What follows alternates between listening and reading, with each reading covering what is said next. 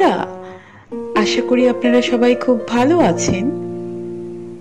বন্ধুরা, আপনারা সবাই জানেন যে দুর্গাপূজা আমাদের বাঙালিদের সবচেয়ে বড় উৎসব, যার জন্য আমরা সারা বছর অপেক্ষা করে থাকি। কিন্তু আগেকার দিনে যে ভক্তি শ্রদ্ধা সহ মৃন্ময়ী মায়ের পূজা করা হতো, এখন কি ঠিক সেভাবে আমরা সবাই মাকে আরাধনা করি? বর্তমান দিনে বড় বড় পূজা কমিটিগুলো প্রতিমা নির্মাণ আর প্যান্ডেলের সাজসজ্জার অভিনবত্ব ও শিল্পকলার প্রদর্শনের প্রতিযোগিতায় নেমে পড়ে।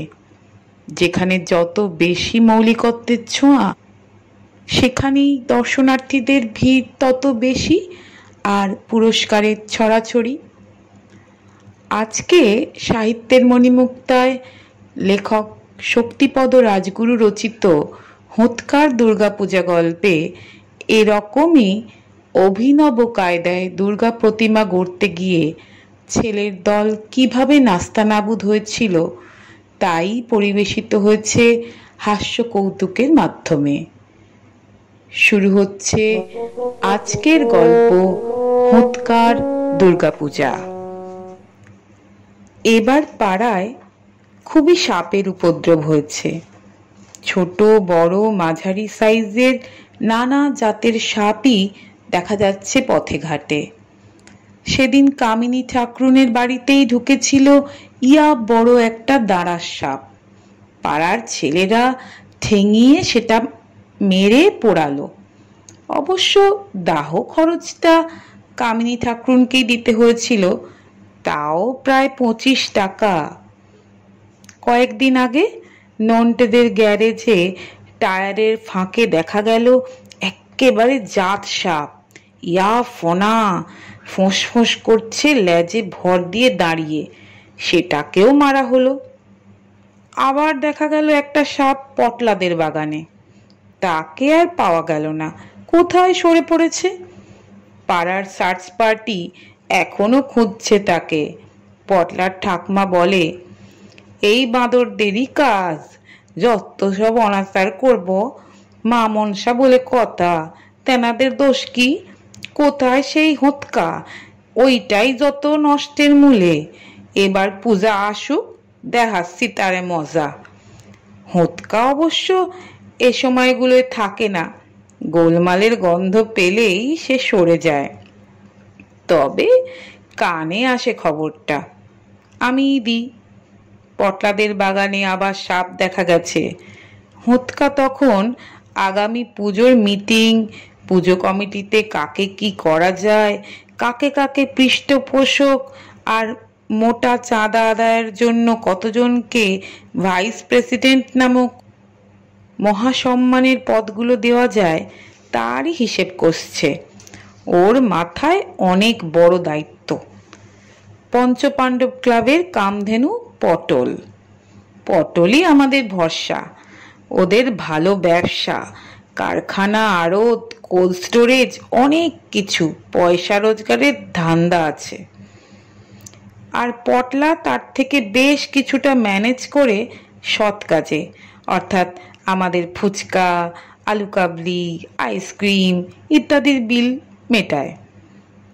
এছাড়া পটলা মোহিতের চায়ের দোকানের চা, অমলেট, টোস্টের পয়সাও জোগায়। তারপর ক্লাবের ফাংশন, খেলা, পুজো টুজোয় চাঁদা কালেকশনে কমতি পড়লে সেগুলোও মিটিয়ে দেয়। অবশ্য শর্ট প্রতিবারই পড়ে। কামধেনু যদি পটল চন্দ্র, হোঁতকাকে তাহলে ময়দানব বলা যেতে পারে। যা কিছু করার দরকার, ছোটাছুটি করার দরকার, ছোটাছুটি করে আনার দরকার, প্যান্ডেলওয়ালাকে ধরে রাতারাতি কাজ করাতে হবে, এসব হোঁতকার কাছে জল ভাত মাত্র। আর পূজা কমিটিতে হোঁতকার অবদানও কম নয়। হোঁতকা তখন আগামী পুজোর ব্যাপারে ব্যস্ত। আমার কথায় বলে, সাপ বাইরাইছে। পটলা বলে, ও জানে ব্যাপারটা, বাগানে ফুল তুলতে গেছে ওর ঠাকুমা, সামনেই সাপটাকে আজ দেখেছে। হোঁতকা এবার একটু ভেবে নিয়ে বলে, হই বই তো, তোর ঠাকমা পুণ্যবতী মহিলা, মা মনসা তাই দেখা দিছে।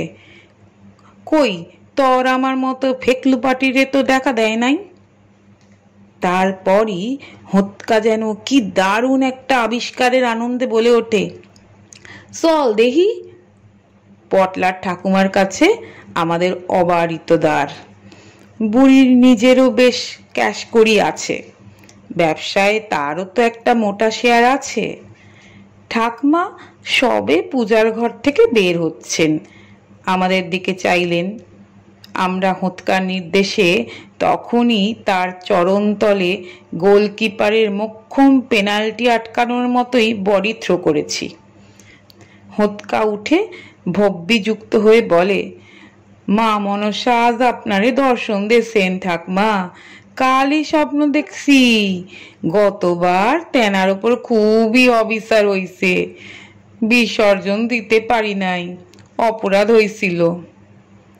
ঠাকমা গতবারের ব্যাপারটা ভোলেননি, তাই বলেন, তোদের ওই অনাচারে আমি আর নাই। সি সি সি, ও সব ভাবলে এখনো আমার গায়ে কাঁটা দিয়া ওঠে। হোতকা বলে, এবার এসব হইব না ঠাকমা, আপনি পূজা কমিটির প্রেসিডেন্ট হইবেন। ফটিক যোগান দেয়, দেখবেন ভাটপাড়া থেকে পণ্ডিত এনে শাস্ত্রসম্মত পূজা হবে। মা মনসা আপনাকেই প্রেসিডেন্ট হয়ে গতবারের দোষ সংশোধন করতে বলেছেন, না হলে এত ব্যক্তি থাকতে আজ মনসা পূজার দিন আপনাকেই বা দেখা দেবেন কেন? ঠাকমা ভাবতে লাগলেন, সত্যিই তো।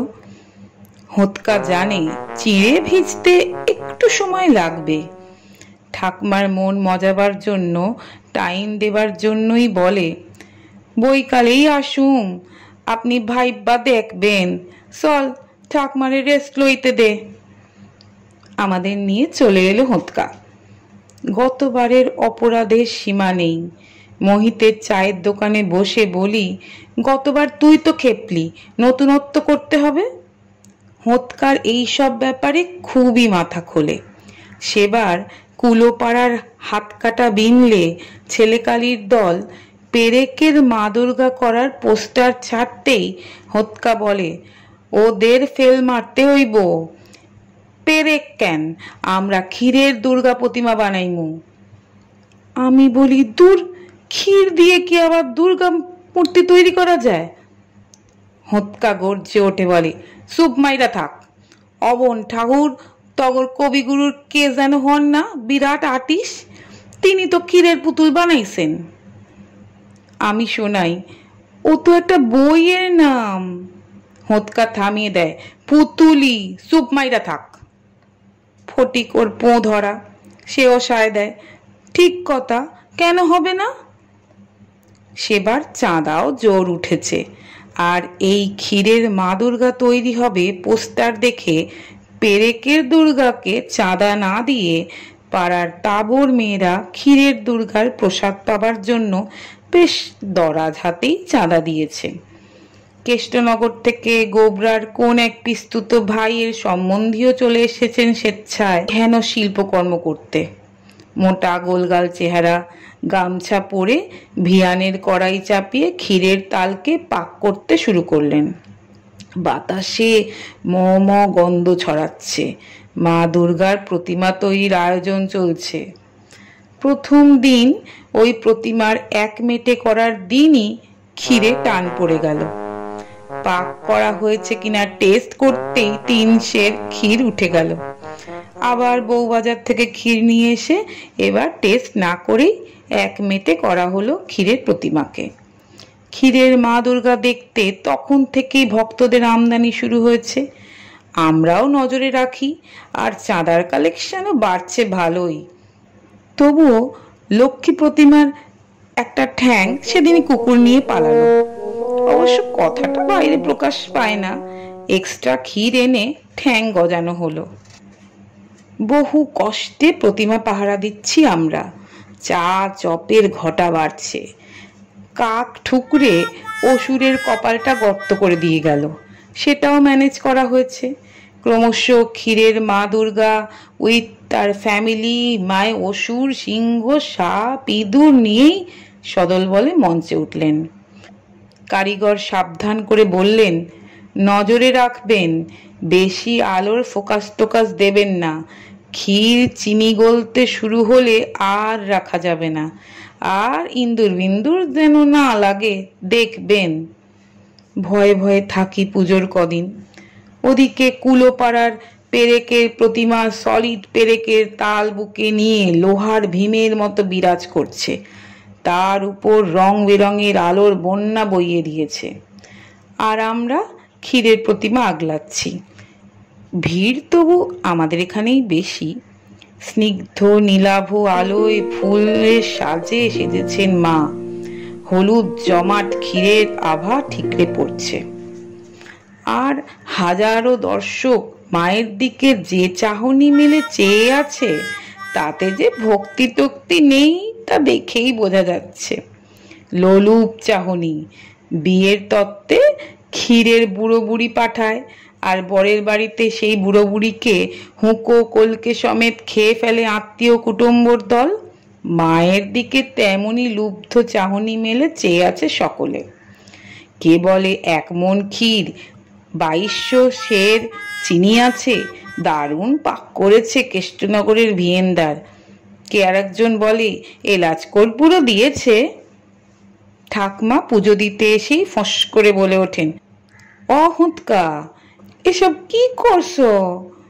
মায়ের হবে মৃন্ময়ী মূর্তি, তা নয় ওইসব খাদ্যবস্তু দিয়ে মাকে বানাইছস মুখ পোড়া। তাক বুঝে হোঁতকা ক্লিন কেটে পড়েছে। ফটিক বলে, নতুনত্ব ঠাকমা।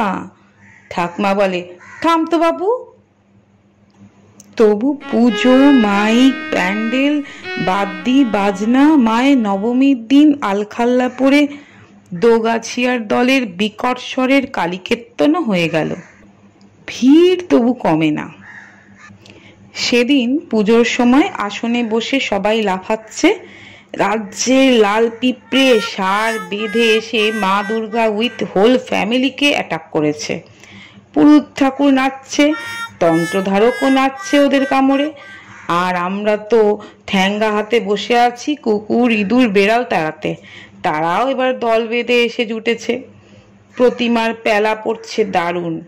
2-4 দিন রাখলে আরও আমদানি হতো, কিন্তু এত নজর এড়িয়ে মাকে বাঁচানো যাবে না। সারা পাড়ায় সারা পড়ে গেছে। ওদের পেরেকের মা দুর্গা দেখতে কেউ যাচ্ছে না। হাত কাটা বিমলে ছেলেকালির দল ঘাবড়ে গেছে। ওরা ঘোষণা করছে, আমাদের লৌহ যুগের মাতৃমূর্তি 7 দিন থাকবে, আসুন দর্শন করুন, ধন্য হন। তবুও লোক সব ক্ষীরের দুর্গার আশেপাশেই ঘুরঘুর করছে। বিসর্জনের বিরাট প্রসেশন হচ্ছে। 11টা ক্লাবের কিল্লি বিল্লি ড্রাম, সাইড ড্রাম, বাঁশের বাঁশি নিয়ে এসেছে। চিতপুরের ধেড়ে ব্যান্ড পার্টি এসেছে রাংতার সেনাপতি সেজে। দুলে ক্লাবের তাসা পার্টি এসেছে গ্রিস দেশের পোশাক পরে। খড় জেলে তাসা সেঁকে তারাও রেডি। হোঁতকা ফটি কেবল দৌড়ঝাঁপ করছে। 1 মণ ক্ষীর আর 22 কেজি চিনির ক্ষীরের দুর্গাকে বিসর্জন দিতে হবে। অনেকেই সত্যি দুঃখ করছে। এমন সময় কোথা থেকে গোলমাল বেঁধে যায়। দাম দাম শব্দে বোমা ফাটছে, লোকজন দৌড়াচ্ছে। ব্যান্ড পার্টি, সেনা, তার সেনাপতির দলও যন্ত্রপাতি নিয়ে সটকেছে। চারিদিকে ধোঁয়ার ধোঁয়া। ওসব থামলে দেখা গেল মা উইথ ফ্যামিলি নেই। তাদের ক্ষীরের দেহের কিছু টুকরোগুলো ছড়িয়ে আছে। দুর্গা, অসুর, সিংহ, লক্ষ্মী, সরস্বতী, মায় কার্তিক, গণেশ অব্দি ভ্যানিশ হয়ে গেছে। কুলোপাড়ার হাত কাটা বিমলে ছেলেকালির দলই এসব করে গেছে। কেবল পড়ে আছে সাপটা। কারিগর ক্ষীর দিয়ে সাপ বানাতে পারেনি, মাটি দিয়ে প্রাণবন্ত করে মেকআপ করে দিয়েছিল, তাই ওই সাপটাই শুধু পড়ে আছে, আর সব ভ্যানিশ। মা নেই, সুতরাং বিসর্জনের প্রশ্নই ওঠে না। শুধু সাপ বিসর্জন দিতে এই প্রসেশন করা ঠিক হবে না। ওটাকে টান মেরে ছুঁড়ে দিতে ওটা গিয়ে পটলাদের বাগানেই পড়লো আর ওখানেই রয়ে গেল। পাড়াতেই রয়ে গেছেন সেই থেকে মা মনসা। আজও ভুলতে পারিনি সেই কথা। এবার তাই হোঁতকা বলে, ও সবে আর নেই, দেখবি মাকে কি দিয়ে বানাই, পঞ্চভূতের এক ভূত দিয়াই বানাইমু। মাটি যেমন পঞ্চভূতের একজন, তেমনি পঞ্চভূতের আর একখান দিয়েই বানামু এবার। তবু জানাই, আবার কোনো গোলমাল হবে না তো? হোঁতকা বলে, নেভার, দেইখা লইবি। আজ প্ল্যান খান ঠাকমারেও কমু, পঞ্চভূতের এক ভূত দিয়াই বানামু মা দুর্গারে, এবারও দেখবি কি হয়। হোঁতকার মাথা এবার কি খেলছে কে জানে। যদিও গতবার মা দুর্গার শেষ রক্ষা হয়নি, ক্ষীরের স্তূপ লুটপাট হয়ে গিয়েছিল, তবু নাম ছড়িয়েছিল দারুণ। তাই এবার হোঁতকা নিজেই সব দায়িত্ব নিয়ে আট ঘাট বেঁধে কাজে নেমেছে।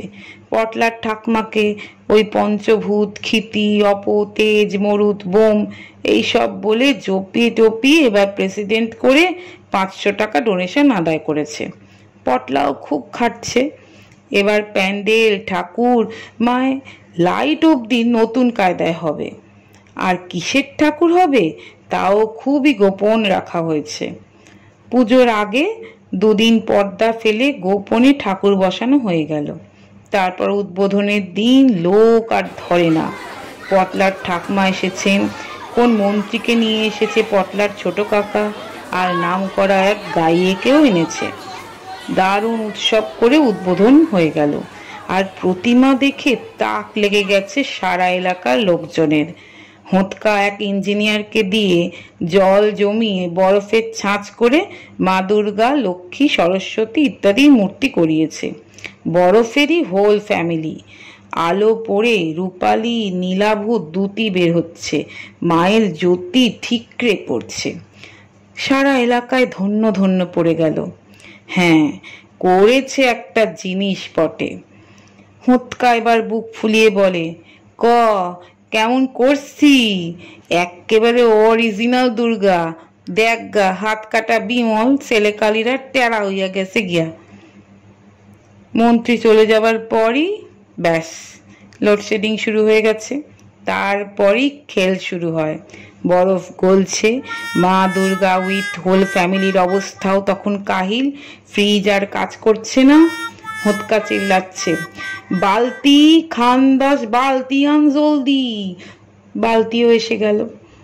আর বড় বালতিতে মা দুর্গা, অন্যান্য বালতিতে লক্ষ্মী, সরস্বতী, কার্তিকের দল আশ্রয় নিল।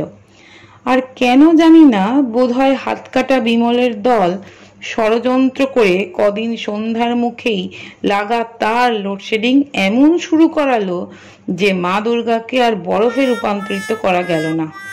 বালতিতেই জল হয়ে রইল সব কিছু। হোঁতকা বলে, জলের নাম জানিস? অপ। মা দুর্গা ওই অপরূপেই রইছেন, এটা বোঝোস না? পঞ্চভূতের এক ভূত হইল গিয়া অপ, মানে জল। অন্যায়টা কি হয়েছে ক? এবার ক্লাবের ওই দুর্গা পুজোয় ঠিক হয়েছে আর কোনো ধানাই পানাই করা হবে না। যে যার দুর্গা প্রতিমা করে করুক, কুমোরটুলি থেকে একেবারে মাটির চিরন্তন মৃন্ময়ী প্রতিমাই আনা হবে। হোঁতকা বলে, তোরা বোঝোস না, এটাও যে হেই পঞ্চভূতেরই 1 নম্বর ভূত, ক্ষিতি, মানে মাটিরই তৈরি। তয় অপয়ের তৈরি হইতেই যত দোষ করছি আমি, না তগর ওই লোডশেডিং সবকিছু খারাপ করছে। গোবরা বলে, চুপ কর হোঁতকা, আর বালতি সাজিয়ে দুর্গা পুজোয় আমরা নাই। সেবার ক্ষীরের দুর্গা করে সাপ ছেড়ে দিলি পাড়ায়, আর বালতি পুজো করে আনলি কেবল বন্যা, ওসবে আর নেই। হোঁতকা চুপ করে যায়। আজকের মতো গল্প এখানেই শেষ হলো। ভালো লাগলে লাইক, শেয়ার, কমেন্ট ও সাবস্ক্রাইব করার অনুরোধ রইল। নমস্কার।